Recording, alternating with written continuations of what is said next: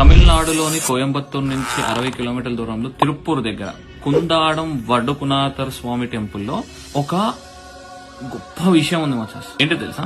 ఒకసారి Google search చూడండి. Ultrasound లో ఎక్స్రేలు కనిపెట్టి మహా అంటే 50 సంవత్సరాలు అవుతుంది, లేకపోతే 100 ఇయర్స్ తీసుకుంది. అంతకు ముందు జనాలకి లోపల ఫీటస్ ఎలా ఉంటది, ప్రెగ్నెంట్ లోపల బేబీ ఎలా ఫామ్ అవుతుంది అనేది ఎవరికి తెలియదు.